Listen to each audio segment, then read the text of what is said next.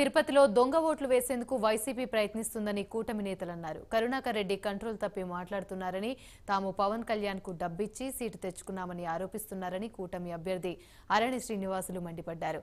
మేం సిద్ధంగా ఉన్నామని, ఖచ్చితంగా ఈసారి వైసీపీని ఓడిస్తామని ధీమాను వ్యక్తం చేశారు. జగన్ పై ఎంక్వైరీ జరుగుతుందని, ఆయన జైలుకు వెళ్లడం ఖాయమని అరణి శ్రీనివాసులు అన్నారు. టీటీడీ నిధులు అన్ని దుర్వినియోగం చేశారని ఆరోపించారు. ఇకనైనా పవన్ కళ్యాణ్, చంద్రబాబులపై చేస్తున్న ఆరోపణలు మానుకోవాలని అరణి శ్రీనివాసులు సూచించారు. సవ్యంగా జరగాలని, దొంగ ఓట్లు ఉన్నాయని విన్నామని, అలాంటి దొంగ ఓట్లు ఎవరైనా వేస్తే సివియర్ యాక్షన్ ఉంటుంది, వాళ్ళు అరెస్ట్ అవుతారని నేను చెప్పడం జరిగింది.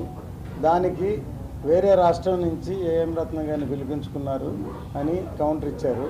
ఓకే, మేమేం చెప్పాం? సవ్యంగా ఎలక్షన్ జరగాలని చెప్పాం. గుమ్మడికాయ దొంగ భుజాలు తడుముకున్నట్టు మీరు దొంగ ఓట్లు వేస్తున్నారా? వేస్తుంటే కదా అలా కౌంటర్ ఇవ్వాలి. మంచిగా చెప్పాం. దానికి కౌంటర్ ఇచ్చి వేరే వాళ్ళని తీసుకొచ్చి ప్రచారం చేస్తున్నారు. అంటే పవన్ కళ్యాణ్ గారు నన్ను అబ్జర్వర్గా ఈ తిరుపతి నియోజకవర్గానికి పర్యవేక్షణ చేయమని పంపించారు. నేను ప్రాపర్ జనసేన అధికారంగానే వచ్చాను ఇక్కడికి, ఎవరు పొరుగు రాష్ట్రాల నుంచి రాలేదు. సో ఇప్పుడు దాన్ని బట్టి చూస్తుంటే వాళ్ళు ఏమనుకున్నారంటే జరుగుతాయనే మాకు ఇంకా కాన్ఫిడెన్స్ వాళ్ళు ఇచ్చిన స్టేట్మెంట్ వల్ల తెలుస్తుంది. అందుకని అందరూ అప్రమత్తం ఉండాలి. మేము కంప్లైంట్ కూడా చేశాం ఈసీకి. సో సవ్యంగా ఎలక్షన్ జరగాలని మా ఉద్దేశం. దొంగ ఓట్లు సృష్టించుకున్నారని మేము అభియోగం చెప్తున్నాం. మీరు సృష్టించారు కాబట్టే భుజాలు తడుముకుంటూ ఉన్నారు. మేము మిమ్మల్ని ఉద్దేశించి చెప్పలేదు, ప్రజలను ఉద్దేశించి చెప్తున్నాం. దొంగ ఓట్లు ఉన్నాయి, మీరు వేయడానికి వస్తే మీరు శిక్షార్హులని. దానికి మీరు ఆయన ఎక్కడి నుంచో వచ్చారంటే, రత్నం గారు ఈ జిల్లా వాస్తవులు, వాళ్ళ ఫాదర్ ఇక్కడే పుట్టారు, మదర్ ఇక్కడే చవటకుంట. అన్నింటిని మించి ఆయన ఇంటి పేరు ఆరణి.